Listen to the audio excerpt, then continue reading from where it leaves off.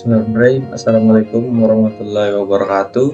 Perkenalkan, saya Muhammad Rifai dari Prodi Teknik Elektro. Di video kali ini, saya ingin sedikit menjelaskan mengenai teknologi input dan teknologi output. Yang pertama, yaitu teknologi input.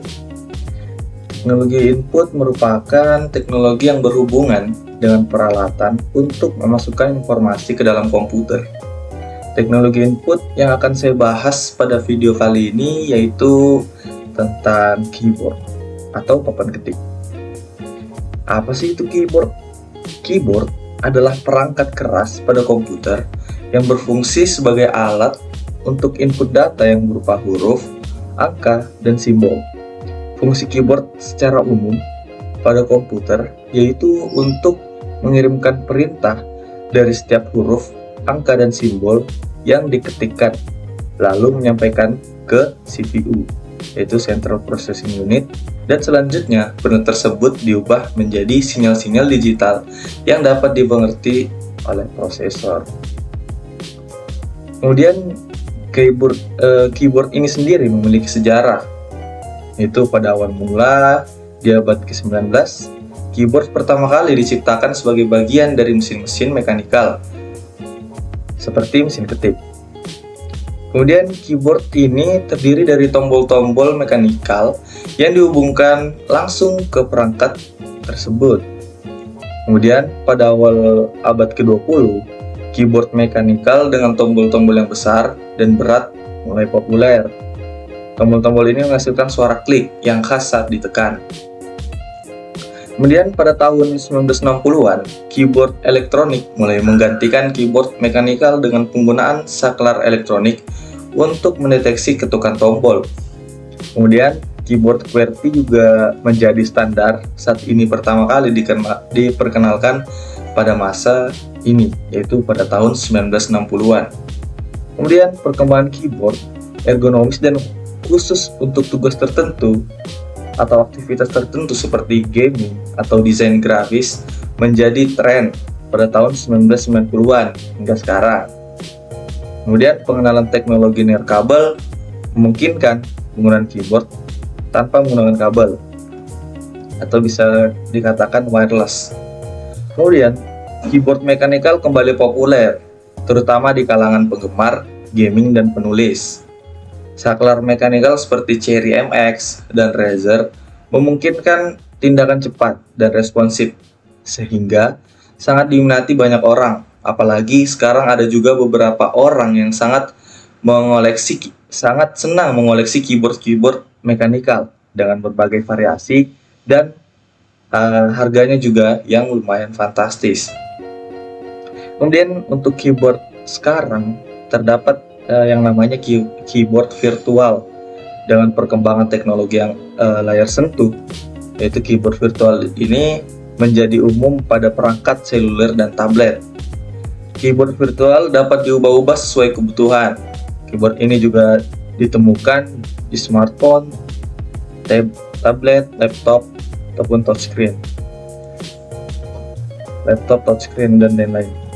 Kemudian prinsip kerja dari keyboard ini yaitu jika tombol ditekan, maka rangkaian listrik pada keyboard akan menyalurkan arus listrik ke sistem pengolahan internal keyboard, sehingga arus listrik tersebut memberikan informasi kepada prosesor yang ada di laptop atau komputer, kemudian diolah.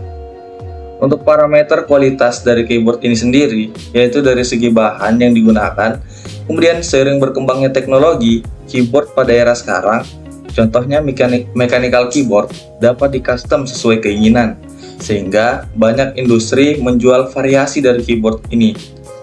Dari segi ketahanan juga mempengaruhi nilai jual dari keyboard. Untuk kolektor atau pecinta mechanical keyboard, tidak akan ragu mengeluarkan uang mereka untuk membeli keyboard itu dengan harga yang luar biasa. Baik, selanjutnya yaitu teknologi output. Teknologi output yang akan saya jelaskan yaitu tentang printer. Teknologi output adalah teknologi yang mengeluarkan, menghasilkan, atau menampilkan hasil dari proses. Kemudian, apa sih itu printer? Jadi, printer merupakan alat yang dapat kita gunakan untuk mencetak dokumen, entah itu tulisan, gambar, dan tampilan lainnya, dari komputer ke media kertas atau yang sejenisnya. Untuk sejarah dari printer ini sendiri, perkembangan teknik cetak pertama dimulai sekitar abad ke-14 di Cina. Ketika itu, orang-orang Cina berhasil menciptakan tinta dan sebuah alat yang disebut block printing. Penemuan ini berpengaruh besar hingga berlanjut perkembangannya di tahun-tahun selanjutnya. Misalnya, pada tahun 1450-an, seorang ahli pandai logam bernama Johannes Geinflitz Zurladenzum Gutenberg berhasil membuat penemuan mesin cetak pertama dan berhasil memproduksi secara massal buku-buku yang ada pada waktu itu. Kemudian, pada tahun 1850-an, ditemukan kembali sebuah alat revolusioner yang disebut mesin ketik. Mesin ini memungkinkan seseorang dapat menuliskan dokumen dan mencetaknya secara langsung. Barulah setelah komputer ditemukan dan seiring berkembangannya komputer, mesin ketik mulai ditinggalkan dan ditemukannya printer sebagai pengganti. Penemuan printer pertama yang paling dikenal yakni pada sekitar tahun 1957, di mana IBM menemukan printer berjenis dot matrix. Hingga sekarang, perkembangan dari printer ini sendiri semakin canggih hingga dapat mencetak dengan 3 dimensi. Adapun beberapa teknologi yang terdapat pada beberapa tipe printer. Yang pertama ada daisy wheel, di mana printer ini memproses pencetakan dilakukan dengan suatu alat yang berbentuk bulat seperti roda dan memiliki poros. Roda ini memiliki kumpulan karakter berupa huruf dan lambang yang digunakan untuk mencetak. Kemudian ada jenis printer dot matrix, yaitu printer yang memiliki cara kerja yang mirip seperti mesin ketik, yaitu dengan menggunakan pita tinta yang diketuk di depan kertas.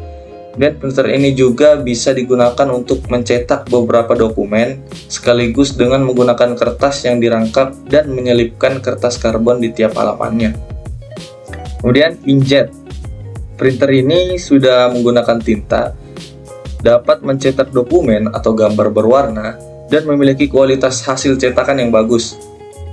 Cara kerjanya itu sendiri adalah dengan menyemprotkan tetesan tinta elektrik dari 4 pipa melalui lubang matriks dengan kecepatan tinggi ke arah kertas dan lain-lain. Kemudian untuk parameter dari kualitas printer ini sendiri, yaitu bisa dilihat dari keawetan bahan, kualitas bahan, kemudian pencetakan dengan warna yang konstan dan juga terlihat lebih jelas. Itu juga dapat dipertimbangkan dalam pemilihan printer. Kemudian tidak lupa juga dengan fitur-fitur yang diberikan oleh printer itu sendiri, seperti fitur wireless, copy, scan, dan lain-lain, yang pastinya dapat mempengaruhi harga dari printer itu sendiri. Baik, mungkin cukup itu saja yang dapat saya jelaskan mengenai teknologi input dan output. Kurang lebihnya mohon dimaafkan. Wassalamualaikum warahmatullahi wabarakatuh.